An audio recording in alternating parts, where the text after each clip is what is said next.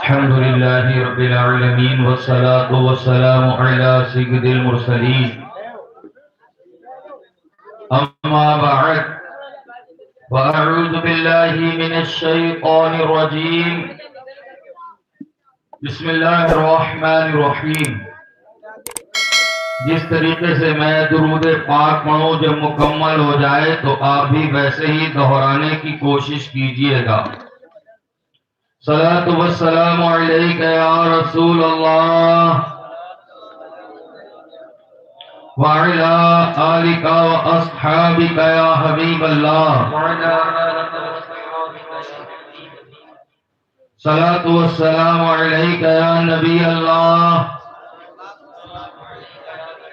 وعلی آلک واصحابک یا نور اللہ صلی اللہ علیہ وسلم.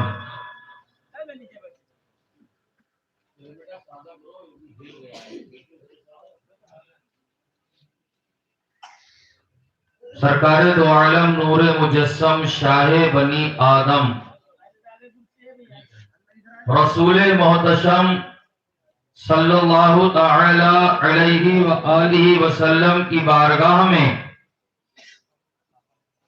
درود پاک پڑھنے کی بہت ساری فضیلتیں وارد ہوئی ہیں، اور یہ درود پاک وہ عمل ہے کہ اللہ رب العزت بھی اس عمل کو کرتا ہے. میرے پیارے محترم بزرگوں دوستو، حضرت علامہ صفوری رحمت اللہ تعالی علیہ نزہۃ المجالس میں نقل فرماتے ہیں، میرا ایک پڑوسی گناہوں کا عادی تھا، گناہ کرتا رہتا تھا. اس کا انتقال ہو گیا. انتقال کے بعد کسی نے اس کو خواب میں جنت کے اندر دیکھا. پوچھا اللہ تعالیٰ نے تجھ کو جنت کس عمل کے سبب عطا کی؟ اس نے کہا کہ میں ایک مرتبہ ایک سنتوں بھرے اجتماع میں شریک ہوا. اس میں ایک واعظ نے، بیان کرنے والے نے بتایا، جو کوئی سرکار دو عالم نور مجسم صلی اللہ علیہ وسلم پر بلند آواز سے درود پاک پڑھتا ہے تو اس کے لیے جنت واجب ہو جاتی ہے. جب میں نے یہ سنا تو میں بلند آواز سے درود پاک پڑھنے لگا. میرا دیکھا دیکھی سب مجمع کے اوپر وجہ طاری ہو گیا. تمام مجمع بلند آواز سے درود پاک پڑھنے لگے. ہمارا یہ بلند آواز سے درود پاک پڑھنا اللہ تعالیٰ کی بارگاہ میں اتنا مقبول ہوا کہ اللہ تعالیٰ نے مجھ سمیت تمام حاضرین اجتماع کی مغفرت فرما کر سب کو جنت سے نواز دیا. محبت سے ایک بار اور درود شریف پڑھ لیجیے. اللہم صلی علی سیدنا مولانا محمد مبارک وسلم. صلو علیہ صلاۃ و سلام علیکہ یا سیدی یا رسول اللہ یا حبیب اللہ صلی اللہ تعالی علیہ وآلہ وسلم.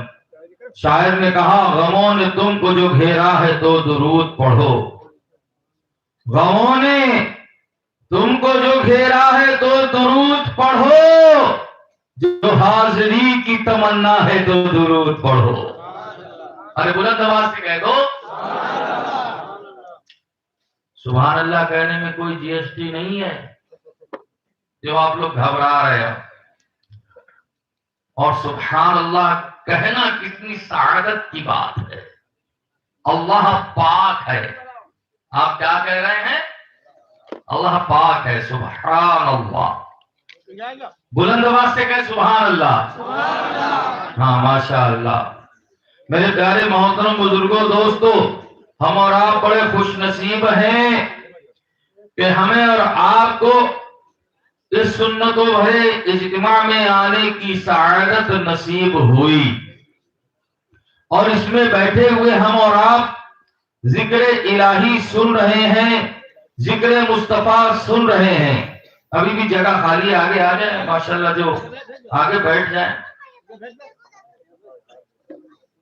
کرسیوں پہ تو سب گھر پہ بھی نہیں بیٹھتے ہیں. کیوں بھائی؟ کبھی تخت پہ تو کبھی چارپائی پہ تو کبھی نیچے فرش پہ، کبھی کمرے میں. کبھی کبھی ایسا ہوتا ہے زینے کی سیڑھیوں پہ ہی بیٹھ جاتے ہیں. مختلف زاویے سے کبھی پٹلیاں تلاش کرتے ہیں. تو یہاں جگہ بھی باقی ہے، آ جائیں انشاءاللہ، بے شمار برکتیں حاصل ہوں گی. ایسی محفلیں بار بار نہیں ہوا کرتی.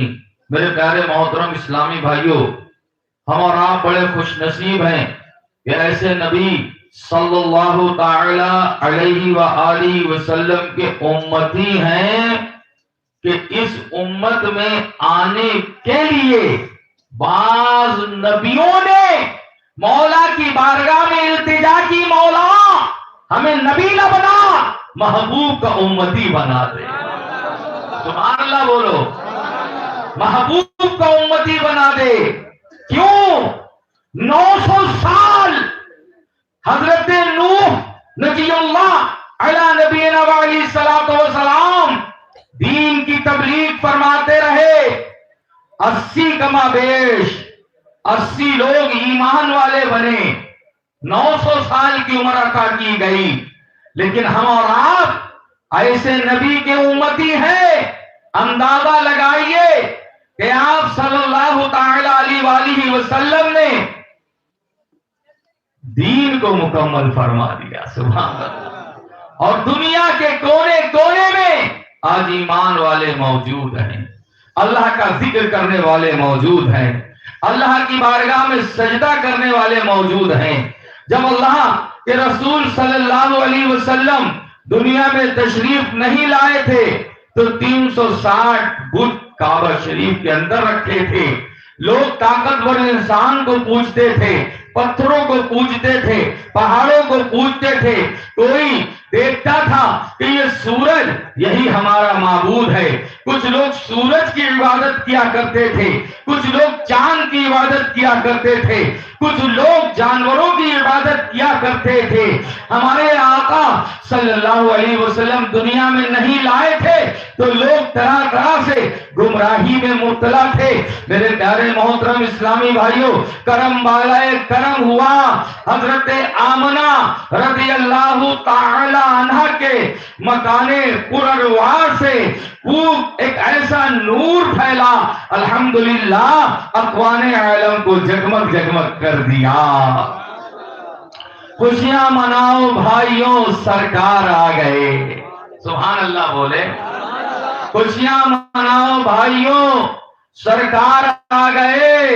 ارے سرکار آ گئے، شہ ابرار آ گئے. سرکار آ گئے، شہ ابرار آ گئے. اور دائی حلیمہ میں تیری تقدیر پر نثار. دائی حلیمہ میں تیری تقدیر پر نثار.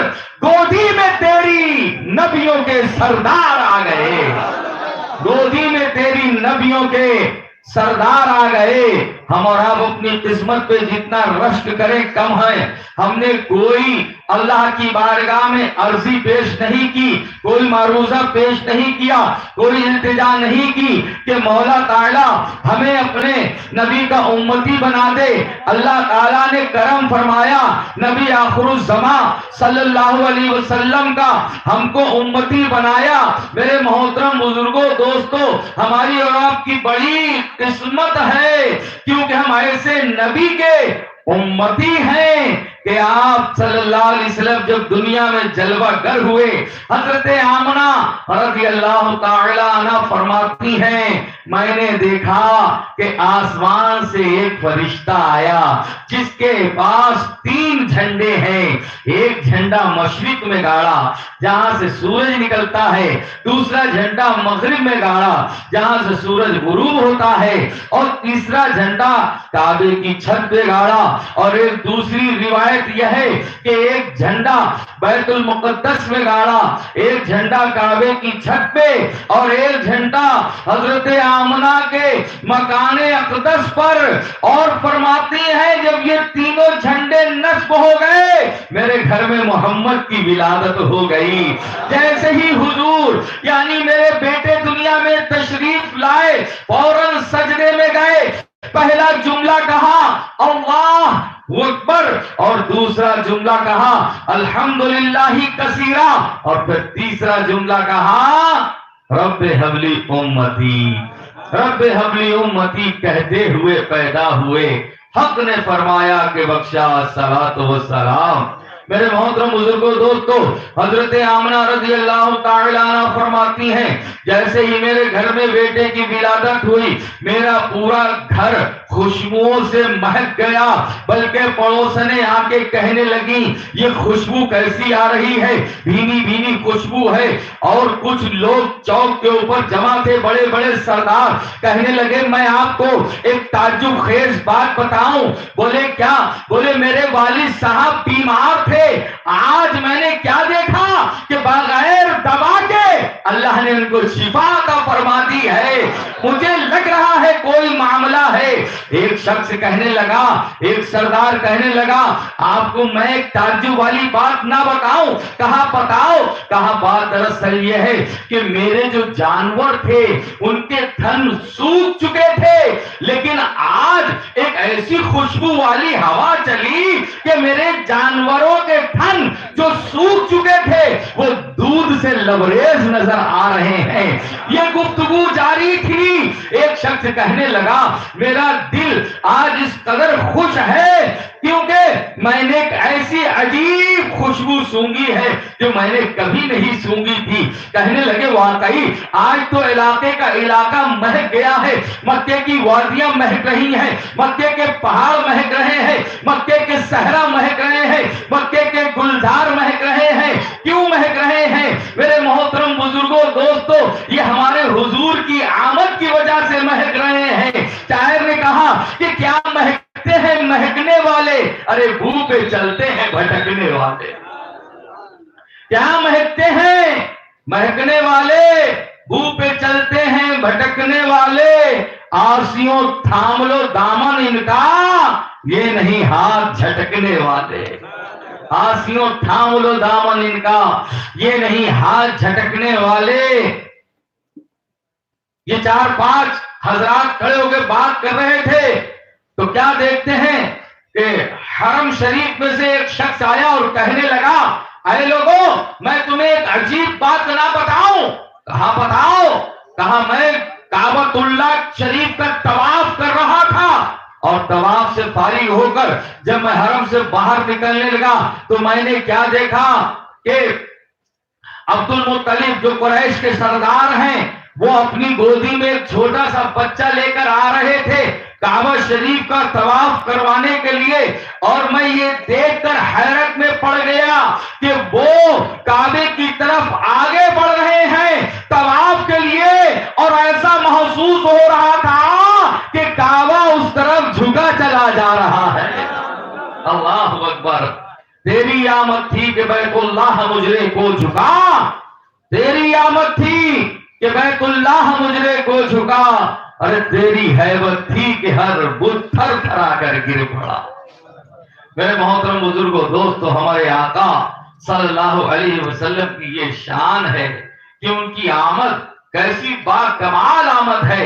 بچے ہمارے اور آپ کے یہاں بھی پیدا ہوتے ہیں، جب دنیا میں آتے ہیں تو نجاست سے آلودہ ہوتے ہیں، کوئی خوشبو نہیں ہوتی ہے، رو رہے ہوتے ہیں، چلا رہے ہوتے ہیں، بعض اوقات بچے سائلنٹ ہوتے ہیں، ان کو مار مار کے جگایا جاتا ہے اور ان کو رلایا جاتا ہے، لیکن میرے مصطفیٰ کریم کی آمد کتنی مبارک آمد ہے۔ حضرت آمنہ رضی اللہ تعالی عنہ فرماتی ہیں کہ جیسے ہی میرے گھر میں میرے بیٹے تشریف لائے میں نے کیا دیکھا کہ آپ کی ناف کٹی ہوئی تھی، یعنی آپ ناف بریدہ تشریف لائے، بچوں کی ناف کاٹی جاتی ہے، آپ صلی اللہ علیہ وسلم ختنہ شدہ تشریف لائے اور آنکھوں میں سرما لگا ہوا تھا، ایسے جگمگا رہے تھے کہ جیسے سجا کر بھیجا گیا ہو۔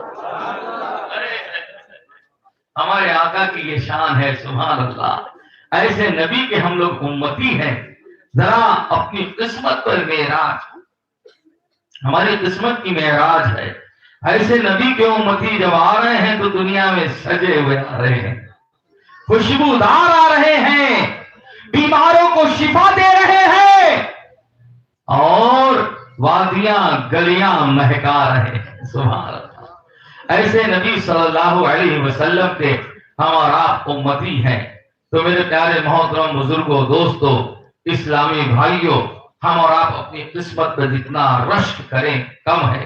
وہی نبی صلی اللہ تعالی علیہ وآلہ وسلم جب نبوت کا اعلان کر دیتے ہیں اور کافی اسلام پھیل جاتا ہے، کیونکہ میلاد پر بیان ہمارے سید صاحب فرمائیں گے جو لکھنؤ سے آئے ہیں. میں آپ کی خدمت میں شاہجہان پور سے حاضر ہوا ہوں، تو اس لیے میں نے میلاد کی سٹارٹنگ کر دی ہے، شروعات. میلاد کے متعلق مفصل بیان آپ انہی سے ہی سماعت فرمائیں گے. میں آپ کو آگے کی طرف لے کے چل رہا ہوں تاکہ ہم چند باتیں نصیحت کی حاصل کریں اور کچھ نہ کچھ سیکھیں. ورنہ پروگراموں میں بہت شرکت ہوتی ہے، لوگ کہتے ہیں مزہ آ گیا، مزہ آ گیا، مزہ آ گیا، اور صبح کو پوچھو کچھ یاد ہے، بولے یاد کچھ نہیں ہے، مزہ آ گیا. مزہ بہت آیا، ایسا لگا کہ بریانی کھا لی ہو، قورمہ کھا لیا ہو، کھچڑا کھا لیا ہو، مزہ آ گیا. تو مزہ بھی آئے گا انشاءاللہ، اور ایسا مزہ آئے گا کہ یاد رہے گا انشاءاللہ. تو نبی پاک صلی اللہ تعالی علیہ وآلہ وسلم نے جب نبوت کا اعلان فرما دیا تھا اور کافی حد تک اسلام پھیل گیا تھا، ایک مرتبہ اللہ کے رسول صلی اللہ علیہ وسلم حضرت سیدنا عقیل بن ابو طالب رضی اللہ تعالی عنہ کے ساتھ کہیں سفر پر تشریف لے جا رہے تھے.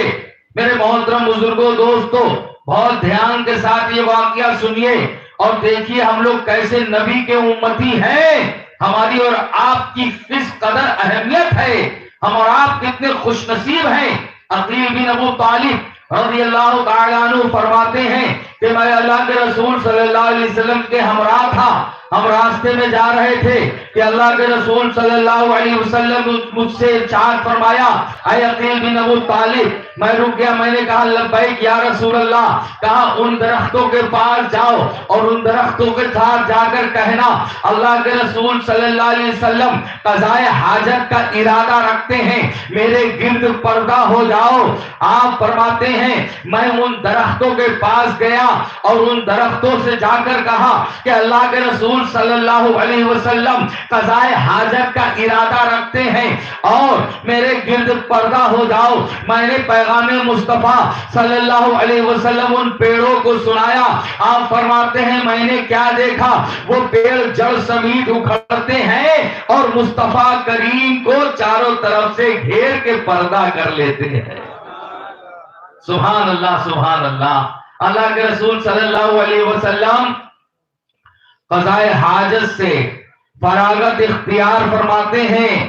عقیل بن ابو طالب رضی اللہ تعالیٰ عنہ فرماتے ہیں کہ میں نے دیکھا کہ جس طریقے سے وہ پیڑ جڑ سمیت اکھڑ کر آئے تھے اسی طریقے سے وہ انہی قدموں سے واپس اپنی اپنی جگہ پر جا کر نصب ہو گئے، دوبارہ سے لگ گئے. آپ فرماتے ہیں میں نے جب یہ معجزہ دیکھا تو میرے ایمان کو بڑی تقویت حاصل ہوئی. میں ایسے نبی کا صحابی کہ درخت جن کا کہنا مان رہے ہیں. سبحان اللہ. آگے بڑھتے ہیں، فرماتے ہیں ہم آگے چلے، کچھ صحرا آیا، کافی دیر ہو گئی تھی، مجھے پیاس لگنے لگی. میں نے عرض کی یا رسول اللہ الا تش، ہائے پیاس. کہا پانی پی لو. جب مشکیزے میں پانی دیکھا تو ختم ہو چکا تھا. میں نے عرض کی یا رسول اللہ پانی ختم ہو چکا ہے، پانی ہے نہیں، مجھے پیاس لگی ہے. اللہ کے رسول صلی اللہ علیہ وسلم نے ایک پہاڑ کی طرف اشارہ فرمایا کہ جاؤ اس پہاڑ کے پاس جاؤ اور اسے میرا سلام کہنا اور کہنا کہ اگر تیرے اندر کچھ پانی ہو تو مجھے پلا دے. جملوں پہ غور کرنا. تیرے اندر اگر کچھ پانی ہو تو مجھے پلا دے. عقیل بن ابو طالب رضی اللہ تعالیٰ عنہ فرماتے ہیں کہ میں اس پہاڑ کے پاس گیا اور جانے کے بعد میں نے اس پہاڑ کو سلام ارشاد فرمایا کہ اللہ کے رسول صلی اللہ علیہ وسلم تجھ کو سلام ارشاد فرماتے ہیں اور فرماتے ہیں اگر تیرے اندر کچھ پانی ہو تو مجھے پلا دے. آپ فرماتے ہیں کہ میں نے پیغام مصطفیٰ صلی اللہ علیہ وسلم ابھی اس کو پورا نہیں سنایا تھا کہ بہت ہی فصیح الفاظ میں وہ پہاڑ بول اٹھتا ہے اور عرض کرتا ہے اے عقیل بن ابو طالب رضی اللہ تعالی عنہ اللہ کے رسول صلی اللہ علیہ وسلم کی بارگاہ میں میرا سلام عرض کرنا اور عرض کرنا. جب سے یہ قرآن پاک کی آیت مبارکہ نازل ہوئی ہے یا ایھا الذین آمنوا قوا انفسکم واہلیکم نارا وقودھا الناس والحجارہ، تو میں اللہ تعالیٰ کے خوف سے اتنا رویا کہ میرے اندر اب ایک بوند بھی پانی باقی نہیں ہے. اللہ اکبر. میرے پیارے محترم بزرگوں دوستوں، وہ آیت مبارکہ کون سی جب نازل ہوئی کہ جس کی وجہ سے پہاڑ روئے، جس کی برکت سے میرے پیارے اسلامی بھائیوں پہاڑوں کے اوپر خوف خدا طاری ہو گیا. تو روایتوں میں آیا ہے وہ پہاڑ جب رویا اتنا رویا اس کے اندر پانی باقی نہیں رہا. وہ آیت کون سی تھی، اس کا ترجمہ کیا تھا، آئیے سنیے اور عبرت حاصل کیجئے. اللہ تبارک و تعالی ارشاد فرماتا ہے اے ایمان والو اپنی جانوں اور اپنے گھر والوں کو اس آگ سے بچاؤ جس کا ایندھن آدمی اور پتھر ہے. اللہ اکبر. یہ آیت جو نازل ہوئی یا ایھا الذین آمنوا قوا انفسکم واہلیکم نارا وقودھا الناس والحجارہ، تو کہا تو کیوں رویا؟ کہا میں اس خوف سے رویا کہ جہنم میں جانے والا کہیں میں پتھر نہ بنا دیا جاؤں. میں اس لیے خوف سے رویا، میرے اندر کا سارا پانی ختم ہو گیا. میرے پیارے پیارے محترم اسلامی بھائیوں اور پردے میں رہ کر سننے والی اسلامی بہنوں، غور کرنے کا مقام ہے اس پہاڑ سے کوئی گناہ تو نہیں ہو رہے، ایک جگہ پر لگا ہوا ہے لیکن پھر بھی رو رہا ہے کہ کہیں جہنم میں جانے والا میں پتھر نہ بن جاؤں. ہائے ان لوگوں کا کیا ہوگا جو دن پہ دن رات و دن گناہوں میں مبتلا رہتے ہیں، نمازوں پہ نمازیں قضا کرتے ہیں، محبوب صلی اللہ علیہ وسلم کی سنتوں کو پامال کرتے ہیں، پیارے نبی صلی اللہ علیہ وسلم کی نعرہ تکبیر، نعرہ رسالت، نعرہ رسالت.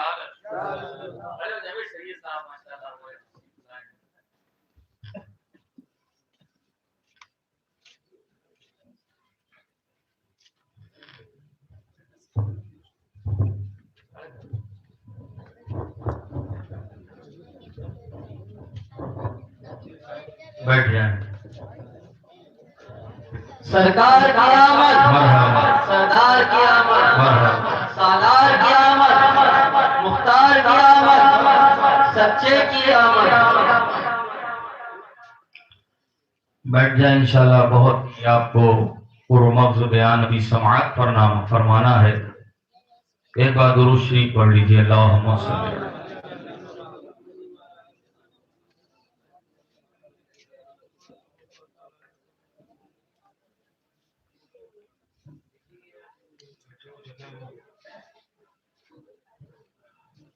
ایک بار اور درود شریف پڑھ لیجیے. اللہم صلی علی محمد مبارک وسلم صلو علیہ صلاۃ و سلام علیک یا رسول اللہ صلی اللہ تعالی علیہ وآلہ وسلم.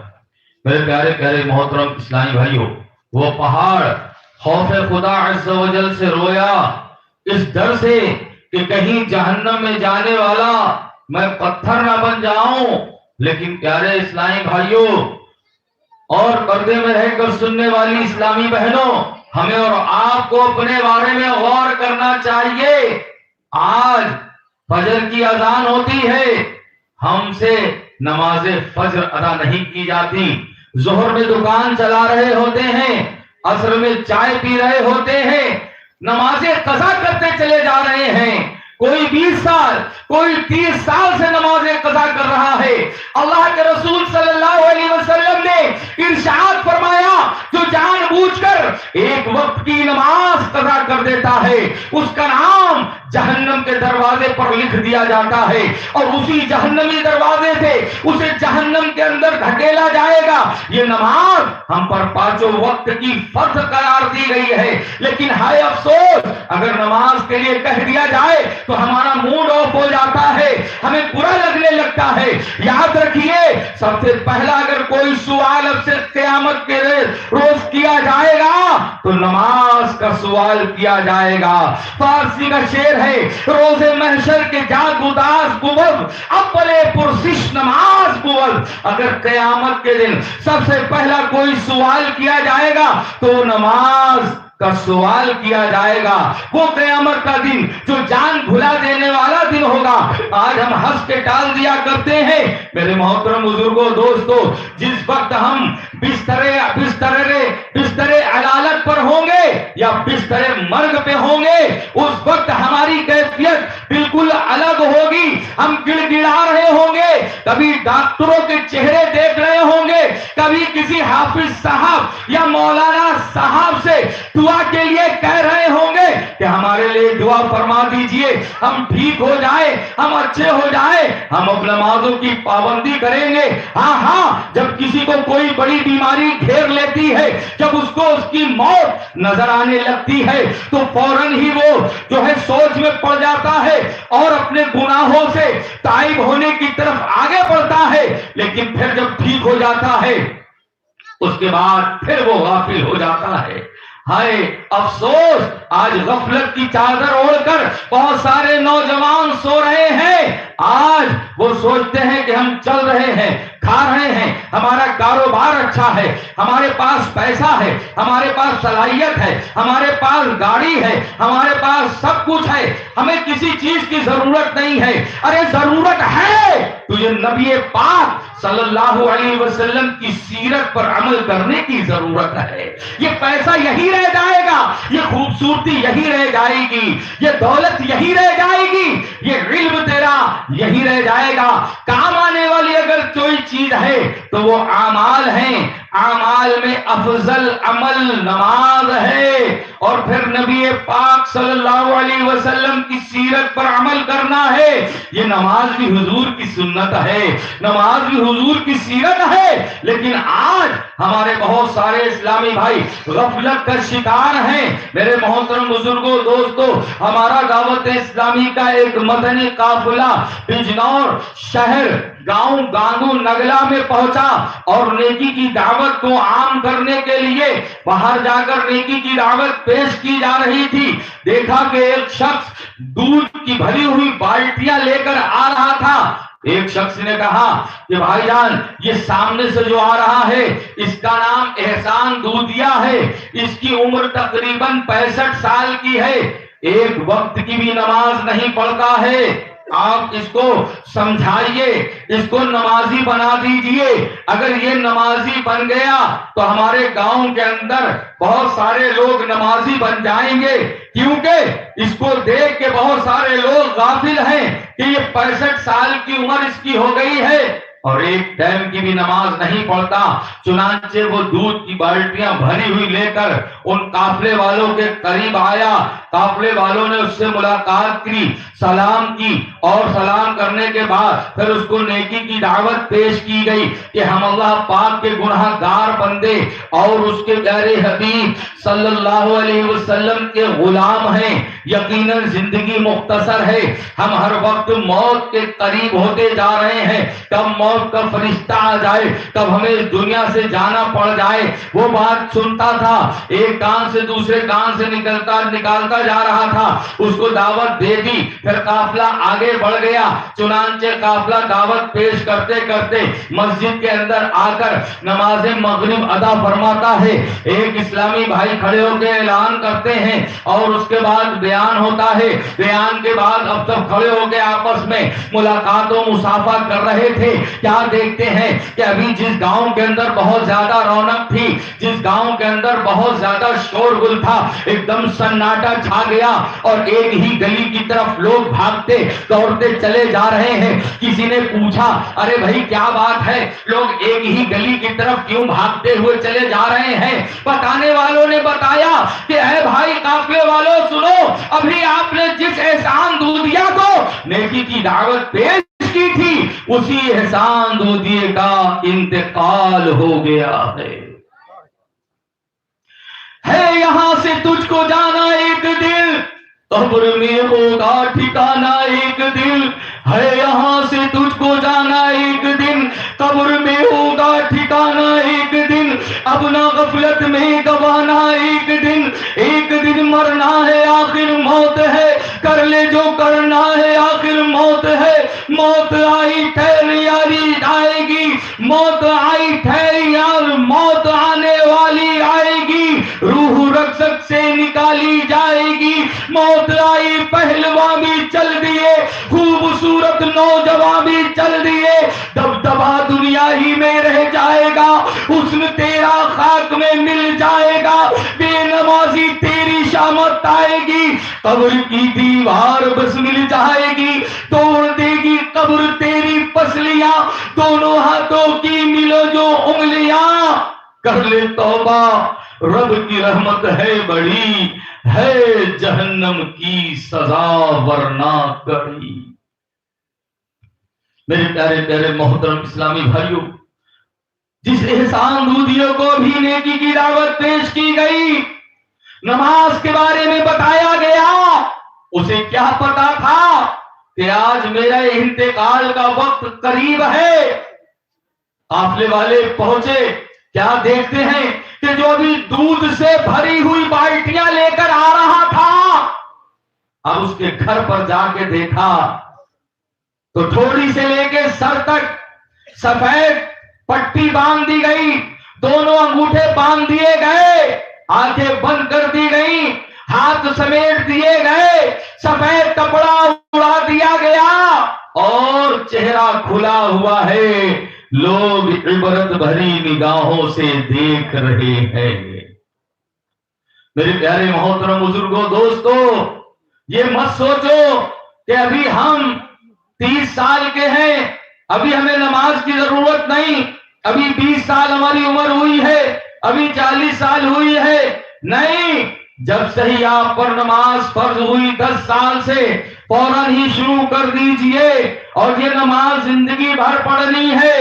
اگر آپ گھنٹے دار پڑھتے رہے کہ خالی جمعہ کی نمازیں، اس سے بھی کام نہیں چلے گا، 5 وقت کی نماز پڑھنا پڑے گی۔ جس طریقے سے آپ روزانہ اپنی دکان کا شٹر اٹھاتے ہیں اور 8 گھنٹے مسلسل ڈیوٹی، کوئی 12 گھنٹے، کوئی 16 گھنٹے اس دنیا اس پیسے کو کمانے میں لگا ہوا ہے، ارے نماز میں، ایک نماز میں 15 منٹ پیش کرنے ہیں، غور کیجئے، اگر آپ نے ان 15 منٹ نہیں پیش کیے ایک نماز میں تو کتنا بڑا نقصان ہو جائے گا۔ آپ سے جب پوچھا جائے گا کہ میں نے اے بندے تجھے زندگی دی، پیسہ دیا، عقل دی، شعور دیا، بیٹا دیا، بیٹی دی، مکان دیا، دولت دی، شہرت دی، عزت دی، لیکن تو نے میرے لیے کیا کیا؟ تو کیا جواب ہوگا ہمارا؟ میرے محترم بزرگوں دوستو، اپنے آپ کو نمازی بنا لو، اپنے آپ کو نبی پاک کا عاشق بنا لو، ورنہ یاد رکھیے بازی ہاتھ سے چھوٹ جائے گی۔ شیطان نہیں چاہتا کہ ہم نمازی بن جائیں، شیطان نہیں چاہتا کہ ہم داڑھی والے بن جائیں، شیطان نہیں چاہتا کہ ہم حضور کے سچے عاشق بن جائیں، وہ تو ہمیں بہکاتا رہتا ہے، ہمیں دین سے دور کرتا ہے، اسلام سے دور کرتا ہے، ہماری زبانوں سے کبھی کبھی الٹے سیدھے کلمے کہلواتا ہے۔ معاذ اللہ، بعض کلمے تو ایسے ہوتے ہیں جس سے ایمان تک برباد ہو جاتا ہے۔ ایک نوجوان ملا، کہنے لگا آپ تو حضور کو بہت مانتے ہیں۔ تو ہم نے کہا ہم تو مانتے ہیں کیونکہ حضور ہمارے نبی ہیں۔ سبحان اللہ۔ بولے وہ تو ہماری طرح تھے۔ ہم نے کہا اچھا؟ بولے ان کے 2 ہاتھ ہمارے 2 ہاتھ، ان کے 2 کان ہمارے 2 کان، ان کی 2 آنکھیں ہماری 2 آنکھیں، ان کے 2 پیر ہمارے 2 پیر، وہ تو ہماری طرح تھے۔ ہم نے کہا اچھا آپ کا یہ عقیدہ ہے کہ حضور ہماری طرح تھے؟ تو ہم نے کہا میرے آقا صلی اللہ تعالی علیہ وآلہ وسلم کی کیا آپ نے وہ شان نہیں دیکھی کہ جنگ خندق کے موقع پر اللہ کے رسول صلی اللہ علیہ وسلم کے ایک صحابی حضرت جابر رضی اللہ تعالی عنہ ایک چھوٹا سا بکری کا بچہ ذبح کرتے ہیں اور حضور کی دعوت کرتے ہیں۔ حضور تمام صحابہ کو لے جاتے ہیں ساتھ میں، ان کی تعداد تقریباً 400 تھی، 400 سے زائد تھی، 410 یا کم بیش 400 کی تعداد تھی۔ چھوٹا سا بکری کا بچہ تھا، وہ سالن اس کا پکایا گیا۔ اللہ کے رسول صلی اللہ علیہ وسلم نے کہا گھبراؤ مت جابر۔ آپ صلی اللہ علیہ وسلم نے اپنا لعاب دہن یعنی تھوک شریف اس ہانڈی میں ڈال دیا۔ تھوک ڈالنا تھا کہ اللہ تبارک و تعالیٰ نے اس میں اتنی برکت عطا فرمائی کہ 400 صحابہ نے وہ سالن کھایا لیکن پھر بھی کم نہیں پڑا۔ سبحان اللہ، سبحان اللہ۔ میرے محترم بزرگوں، دوستو، ہم نے پھر اس سے کہا کہ ہمارے آقا صلی اللہ علیہ وسلم نے اپنا تھوک شریف اس میں ڈالا اور وہ سالن برکت والا ہو گیا۔ تو ذرا آپ جو یہ کہہ رہے ہیں کہ حضور ہماری طرح، ہم نے کہا کہ بھائی اپنے گھر کی ہانڈی میں ذرا تھوک دینا، گھر والوں کے سامنے کہنا میں اپنا لعاب یعنی تھوک ڈال رہا ہوں، میں اپنا تھوک جو ہے اس ہانڈی میں ڈال رہا ہوں، سب لوگ کھائیے برکت ہوگی۔ بتاؤ ایسے شخص کو گھر والے پاگل کہیں گے کہ نہیں کہیں گے؟ ارے بولتے کیوں نہیں کہیں گے؟ بعض اوقات چپل سے یا پھکنی سے یا بیلن سے کٹائی ہوگی کہ حرامی سب خالن خراب کر دیا۔ اللہ اکبر، یا رسول اللہ، ماشاء اللہ، ماشاء اللہ، اللہ اکبر، یا رسول اللہ، ماشاء اللہ، یا رسول اللہ۔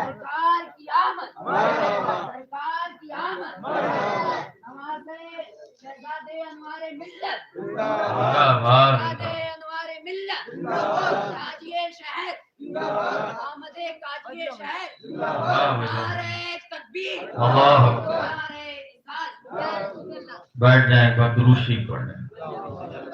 اللہم صلی علی سیدنا مولانا محمد مبارک وسلم، صلو علیہ صلاۃ و سلام علیکہ یا رسول اللہ صلی اللہ تعالی علیہ وآلہ وسلم۔ تو یہ کبھی عقیدہ نہیں رکھنا کہ حضور ہماری طرح، کبھی یہ عقیدہ تو نہیں رکھیں، کہیے انشاءاللہ نہیں رکھیں۔ میرے آقا کی تو یہ شان ہے کہ آپ اونٹ سے گفتگو فرماتے، شہد کی مکھی آپ سے گفتگو کیا کرتی تھی، اور آقا کی وہ شان ہے کہ آپ چاند سے کھیلا کرتے تھے۔ سبحان اللہ، سبحان اللہ، سبحان اللہ۔ تو میرے پیارے محترم بزرگوں، دوستو، آپ بھی اپنا ذہن بنائیں کہ انشاءاللہ تعالی ہمیں بھی نمازوں کی پابندی کرنی ہے اور اپنی آخرت کو سنوارنا ہے۔ مرنے سے پہلے اپنے آپ کو ایسا بنا لینا ہے، ایسا بنا لینا ہے کہ لوگ کہیں کہ یار بہت اچھا اور بہت بہتر شخص تھا، 5 وقت کی نماز پڑھتا تھا، کوئی بھی نماز قضا نہیں ہونے دیتا تھا، نہ مسجد کے اندر صاف صفائی بھی کرتا تھا، مسجد کی دیکھ بھال بھی کرتا تھا، یہ تو جنتی تھا۔ جب لوگ ایسا کہنے لگیں گے تو یقیناً اللہ آپ کو جنت عطا فرمائے۔ کریں گے کوشش انشاءاللہ؟ ہاتھ اٹھاؤ، کون کون کریں گے؟ سب لوگ گھبراؤ مت، چندہ نہیں لیں گے، ہیں بھائی؟ انشاءاللہ برکتیں حاصل ہوں گی۔ یاد رکھیں زندگی بہت تیزی کے ساتھ گزرتی چلی جا رہی ہے۔ احسان دودھیے کی عمر 65 سال تھی، اس کو یہ نہیں پتا تھا کہ آج جو مجھے دعوت دی جا رہی ہے، اگر آج میں اپنے گناہوں سے سچی توبہ کر کے مسجد میں آ جاؤں، اور یقیناً اگر وہ مسجد کے اندر آ جاتا تو اس دن اس کا انتقال اللہ کے گھر میں مسجد میں ہوتا۔ یعنی قافلے والوں نے پوچھا کہ ان کا انتقال کیسے ہوا، کیا ہوا تھا ان کے ساتھ؟ بتایا یہ دودھ بانٹ کر گھر کے اندر جیسے ہی داخل ہوئے، ان کے اوپر ایک جھرجھری تاری ہوئی اور فوراً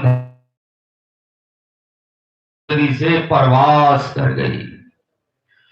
میرے پیارے محترم اسلامی بھائیوں، ایک دن ہمیں بھی مرنا پڑے گا، اس دنیا کو چھوڑنا پڑے گا۔ یہ دنیا عارضی ہے، ہم لوگ ایک دوسرے سے لڑتے رہتے ہیں، یہ میرا، یہ میرا، یہ دکان میں لوں گا، یہ مکان میں لوں گا، یہ کھیت میں لوں گا، مجھ کو زیادہ پیسہ چاہیے، مجھ کو زیادہ یہ چاہیے۔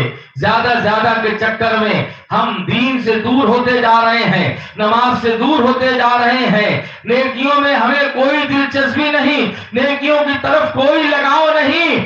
آج دنیا کرتے ہوئے ہمارے چہروں کے رنگ سیاہ ہوتے چلے جا رہے ہیں، داڑھیاں سفید ہو گئی، چہروں پر جھریاں آ گئی، آنکھیں کمزور ہو گئی، دانت گر گئے، کمر جھک گئی، الفاظ درست نہیں ہیں، لیکن پھر بھی ہائے افسوس گناہوں سے باز نہیں آ رہے۔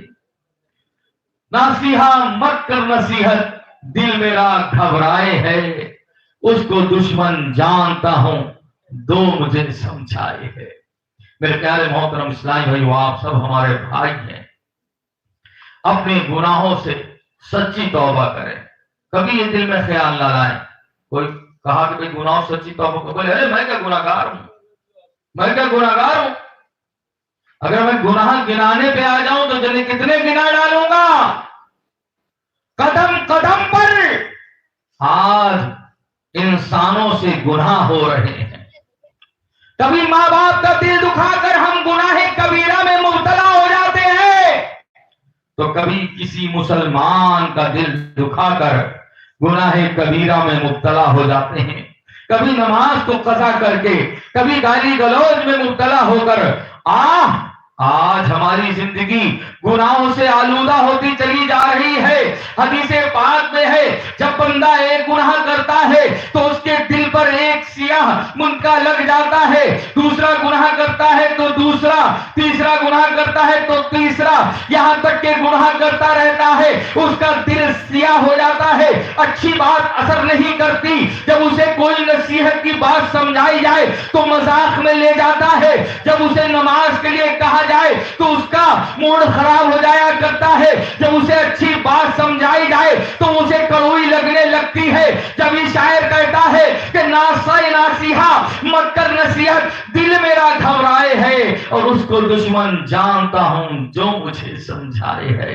میرے پیارے محترم اسلامی بھائیوں، اپنی جو ہے اس چھوٹی سی زندگی پر افسوس کرتے ہوئے جلدی جلدی توبہ کر لیجئے، ابھی توبہ کا دروازہ کھلا ہوا ہے، ہم ابھی توبہ کر لیں گے، اپنے آپ کو نمازی بنا لیں گے، حضور کا سچا عاشق بنا لیں گے، غوث اعظم کا غلام بنا لیں گے، اعلیٰ حضرت کا چاہنے والا بنا لیں گے، تو انشاءاللہ کامیابی ہمارے قدم چومے گی۔ اگر ہم تکبر میں رہے، گھمنڈ میں رہے، اور اس میں رہے کہ ہم بہت بڑے ہیں، ہم بہت قابل ہیں، تو یاد رکھیے ہماری یہ قابلیت یہی رہ جائے گی، ہماری یہ علمیت یہی رہ جائے گی۔